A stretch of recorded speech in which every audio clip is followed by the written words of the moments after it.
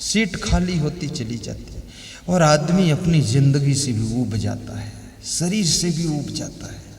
कहीं दांत में दर्द, कान में दर्द, आँख में दर्द, गले में दर्द, पेट में दर्द, कमर में दर्द, टांग में दर्द, कितनी दर्द है, घुटनों में दर्द।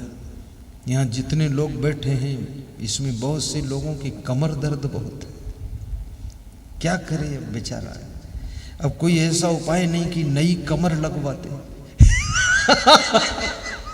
वही पुरानी कमर घुमाता रहता है और उसमें कुछ गड़बड़ हो गया है, दर्द हो रही है। कमर में दर्द, गर्दन में दर्द, कोहनी में दर्द। 32 दांत है, एक दांत का दर्द बिगड़ा देता है और 32 में दर्द हो जाए तो क्या हालत हो जाए। और दर्द कहीं की भी हो, दर्द बड़ी खतरनाक है, चाहे जहां की दर्द हो। जिसको जो दर्द है उसी में वो बहुत परेशान है।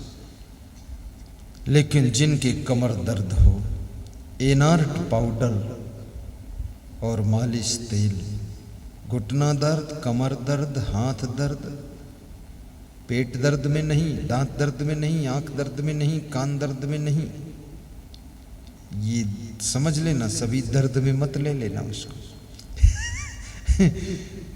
केवल कमर दर्द, हाथ दर्द, पांव दर्द, घुटना दर्द, पीठ दर्द, रीढ़ दर्द, गर्दन दर्द, इस दर्द के लिए अचूक और रामबाण औषधि है एनार्ट पाउडर। नाम लिख लो, एनार्ट पाउडर। मत लिखो, लिखोगे दर्द सदैव रहेगा, फिर लिखो मत और वो श्री च्यवन आयुर्वेद कंपनी का आता है, केवल एक कंपनी उसको बनाती है, श्री च्यवन आयुर्वेद। महादर्द नाशक तेल, लाखों लोगों का दर्द मिटा दिया उसने। मेरे एक संत के यहां दर्द हो रहा था, 3-4 डॉक्टरों से उसने दवा लिया। तो मैंने कहा तू क्यों लेता दवा, अपनी च्यवन आयुर्वेद कंपनी का एनार्ट पाउडर खा ले। एक दिन खाया, इतना चुटकी भर, आधा दर्द खत्म। दूसरे दिन खाया, 3 हिस्सा खत्म। तीसरे दिन खाया, पूरा दर्द खत्म। तो बोले और खा लो, तो मैंने कहा मत खा, नहीं तू भी खत्म अब क्या खाएगा, दर्द नहीं तो फालतू थोड़े खाना चाहिए। तो ये यहाँ एक हमारे भक्त जी दुकान लगाते हैं, श्री च्यवन आयुर्वेद कंपनी की आयुर्वेदिक दवाएं, वहाँ ये मिलता है, दर्द खत्म, 10 दिन में पूरा ठीक। 6 साल से एक लेडीज उठ नहीं पाती थी कमर दर्द, घुटना दर्द से, 1 महीने में उठकर खड़ी हो गई और चलने लगी। दिल्ली की लेडीज है वो, इतना टॉप का वो पाउडर है, बहुत फायदा करता है। आज मुझे एक सज्जन दवाई दिखा रहे थे, श्री च्यवन आयुर्वेद का मेदो हर चूरन, कह रहे थे ये फायदा करेगा गुरुदेव। तो मैंने कहा ये तो 3 दिन में ही रिजल्ट ले आएगा, इसको आजमा चुका हूं मैं भी। और वो किस लिए है, जिनका पेट बड़ा है, पेट कड़ा है, उसके लिए है। जिसका फैट बढ़ा है, पेट फैट बेट कड़ा बड़ा वो उसका दवा है। बस आधा चम्मच लिया, पानी पिया, रात में सो गए, सवेरे पेट खत्म, पेट गायब कर देता है। लेकिन शर्त ये है भोजन ज्यादा मत खाना। अब पेट को ठीक करेगा, पेट को साफ करेगा, पेट को खत्म करेगा। तुम बहुत खाओगे तो दवा भी फेल हो जाएगी। भोजन कम लीजिए। पर वो रामबाण वो भी है, मेदो हर चूरन। और पेट में कितनी कठिन से कठिन कब्जियत हो, उसके लिए अमृता चूरन बिल्कुल अचूक औषधि है। 1 शीशी तो साल भर चलेगी। और जिनको बहुत शुगर बढ़ा हुआ है, शुगर समझते हो बीमारी, शुगर मालूम है कि नहीं? सबको मालूम है। मालूम क्या, सबको है भी शुगर जिनके शरीर में दर्द होता रहता, मीठा मीठा दर्द, समझो शुगर है, ये बहुत मॉडल की शुगर होती है। हाँ, ब्लड शुगर हो जाएगी, फिर ये आपकी यूरिन में शुगर आ जाएगी। और शुगर ऐसा है जैसे लकड़ी का दीमक कीड़ा है, पूरे शरीर को डैमेज करता है, आपकी हड्डी के स्ट्रक्चर को कमज़ोर कर डालता है। जिसको शुगर हो गई उसका दिमाग भी कमज़ोर हो जाएगा, और शुगर हो गई तो उसको क्रोध भी बहुत आएगा। और लोग शुगर की जांच कराते नहीं हैं, ऐसे चलते रहते हैं और कांखते कोंखते रहते हैं, थोड़ा बहुत चूरन चटनी लेते रहते हैं। शुगर बहुत खतरनाक। जो शुगर की जांच बाजार में 125 रुपये में, 20 रुपये में होती है, 120 रुपये, वो शुगर की जांच यहाँ पर सेवा का स्टॉल लगा हुआ है, परोपकार की दृष्टि से केवल 20 रुपये में होती है। 120 का काम केवल 20 रुपये में यहाँ पर, और आधा मिनट में जांच कर देते हैं। बस जहाँ मशीन लगाया तुरंत मशीन बता देती है आपको शुगर है कि नहीं है, कितनी है, तुरंत नंबर आता है। यहीं पर ये जहाँ पंडाल लगे पीछे, सबको जांच करा लेना चाहिए, केवल 20 रुपये में उसका खेल है। इस सेवा की दृष्टि से व्यवस्था की गई है संस्था की ओर से कि सबको लाभ मिले। और जिनकी शुगर 500 पर थी, उनकी शुगर फिट एक दवा है, श्री च्योन आयुर्वेद की शुगर फिट। 1 महीना खाने से वो 150 पर आ गई है, पूरा शुगर खत्म हो गई, कंट्रोल हो गई। इतनी टॉप की दवा है, बहुत बड़े बड़े नेता भी खा रहे हैं उसको, क्योंकि नेताओं को बहुत शुगर है, क्योंकि उनको टेंशन बहुत रहती है।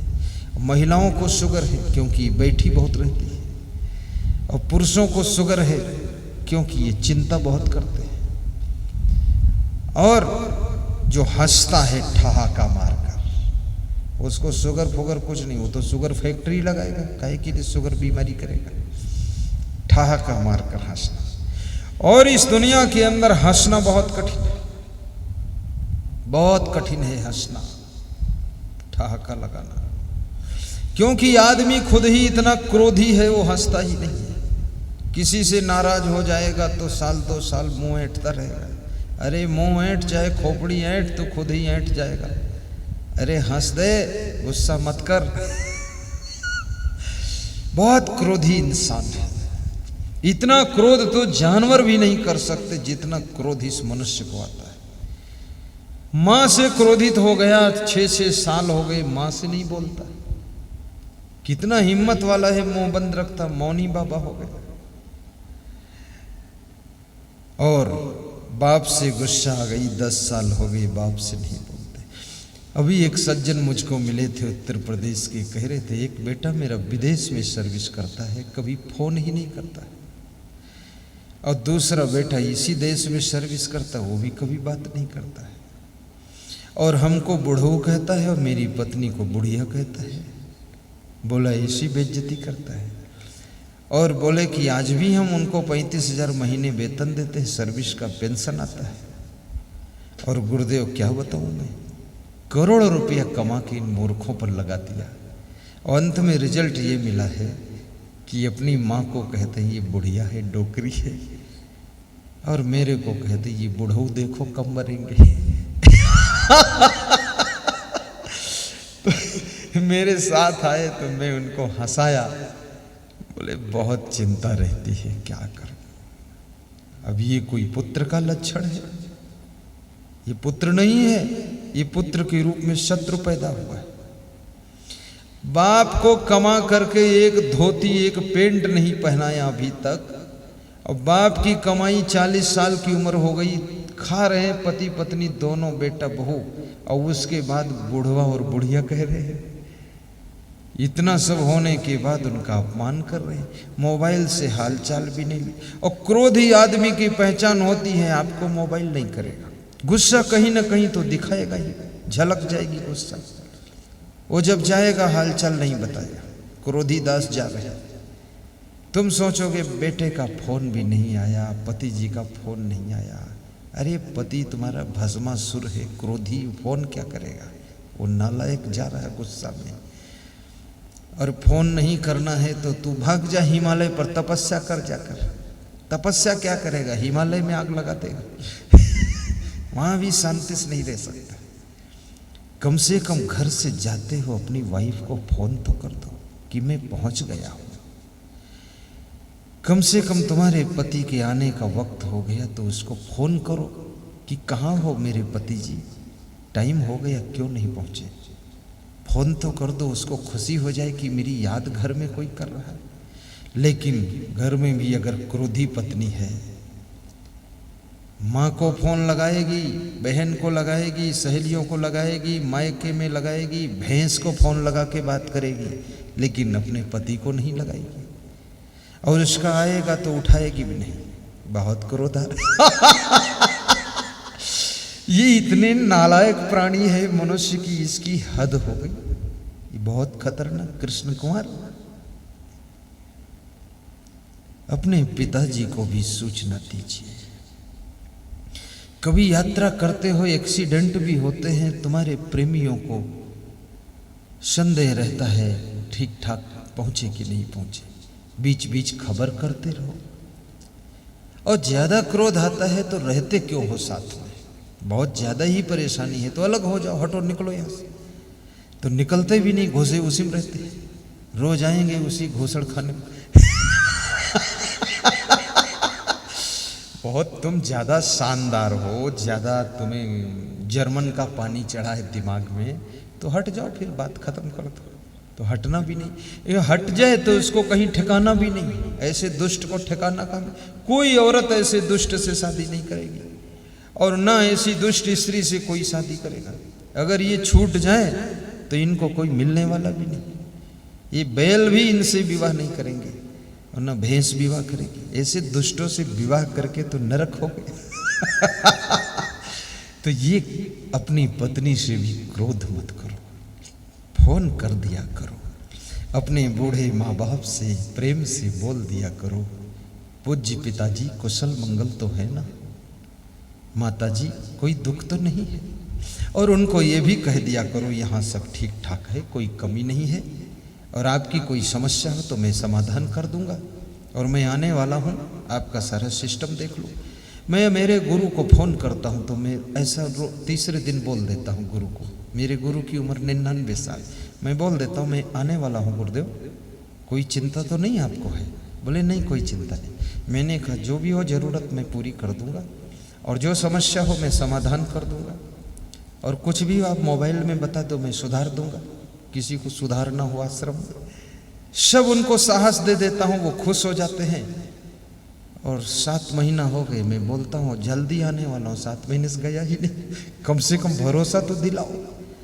अब वहाँ जाऊँ तो 2 दिन जाने में, 2 दिन आने में, 2-4 दिन रहूँ तो 1 हफ्ता इधर उधर हो जाएगा। फिर ये साधु लोग कहाँ जाए, इतनी गाड़ी कहाँ जाए, और एक बार जाने और आने में ही 1.5 लाख का तेल फूकेगा मेरा, तो इतना बर्बाद हो जाए। तो मैं सोचता हूँ वो 1.5 लाख तेल का बजाय गुरुदेव दक्षिणा दे दूँ तो सेवा हो जाएगी, बाकी तेल डीजल फूंकने से क्या फायदा। बात तो हो ही जाती है, समस्या का समाधान कर देता हूँ। लेकिन तीसरे दिन बात करता हूँ, 10 मिनट बात कर लेता हूँ, 2 मिनट कर लेता हूँ, जल्दी है 1 मिनट कर लेता हूँ, और गुरुदेव खुश रहते हैं। तुम्हारे गुरु को क्या दे सकते हो? अरे तुम्हारे गुरु ने तुमको तो शिष्य बनाया, तुमको ज्ञान दिया, तुम क्यों अहंकार करते हो मैं बहुत बड़ा ये कर रहा हूँ?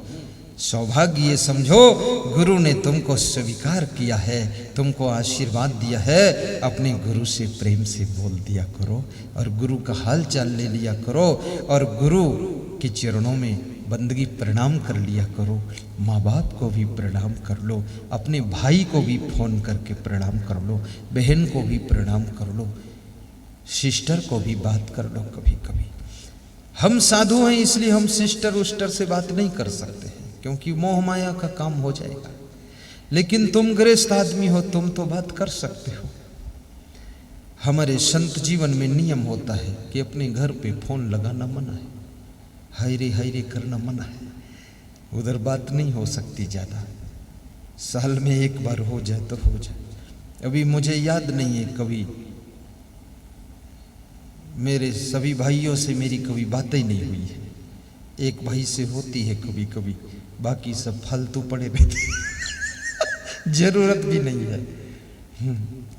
मेरी माँ से जीवन भर में एक बार दो बार बात हुई बस मोबाइल से, वो भी तब हुई जब पिताजी मर गए, वो भी तब हुई जब उन्होंने मेरे गुरुजी ने उनको बात करवाया मुझसे।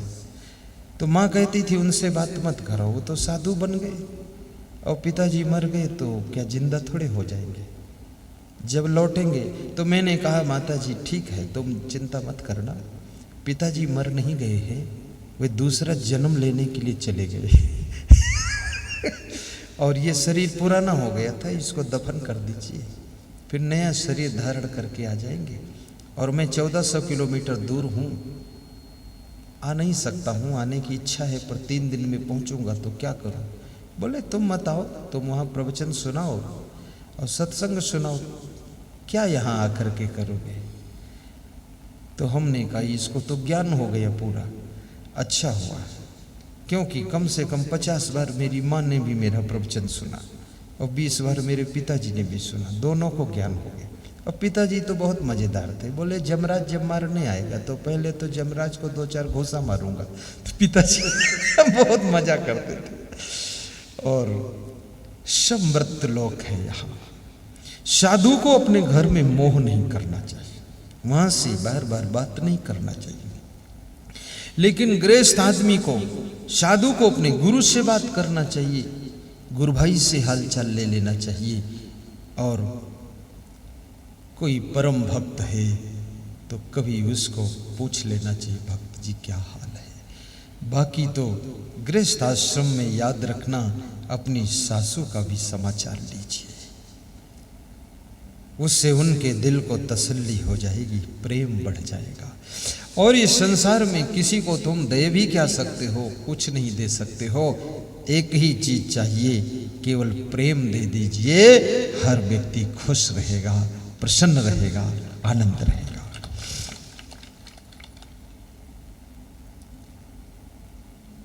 अभी एक सज्जन बिहार में मिले थे तो कह रहे थे कि पति पत्नी में 10 साल से बात नहीं हो रही है। तो हमने कहा पत्नी कहाँ रहती, बोले मायके में चली गई। तुम, बोले हम भी अपने मायके में रहते हैं, हम अपने माँ के पास, अपनी माँ के पास। तो हमने कहा बात नहीं होती है तो आशा क्या लगी हुई है। बोले आशा यही है उसका फोन आ जाए पहले तो मैं बात करूँ। और उसकी पत्नी भी यही सोचती है, पति का फोन पहले आए तो मैं बात। ये भी बड़ा अहंकार है कि उनका फोन पहले आए तो मैं बात कर सकती। पति सोचता है उनका फोन पहले आए तो मैं बात कर सकता। अरे पहले पीछे की क्या बात, कोई कर दो उसमें और बात हो जाए, जोड़ा लग जाए, गृहस्थी चल जाए, जीवन चल जाए कैसे भी। नम्रता के बिना गृहस्थ आश्रम भी ठीक से नहीं चल सकता है। सहनशीलता के बिना मनुष्य किसी के साथ में रह नहीं सकता है। और सुधार के बिना मनुष्य सम्मान पा नहीं सकता है। और याद रखना, तपस्या के बिना किसी समस्या का समाधान निकल नहीं सकता है, निकल नहीं सकता है। थोड़ा तपस्या किया करो। बंद करूं कि और सुनाऊं थोड़ा हैं? और सुनो, उब तो नहीं रहे हो, जम रही बात, जम जाए जैसे काला जाम होता है।